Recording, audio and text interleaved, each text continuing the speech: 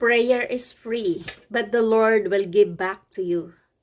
There is a power in the name of the Lord, and there is a power of prayer. I believe, I am very advocate of prayer because, and I do believe this is the gift from God that God given to me.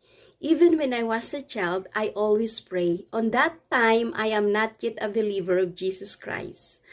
I am only just my own, and I go to church.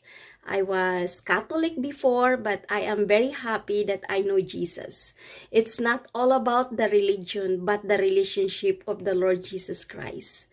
This is what I'm gonna testimony to all, because in my life, in my age, God revealed to me in so many ways, so many things. Growing up, no parents, both, but God is there for me to guide me in all the way of my life until now.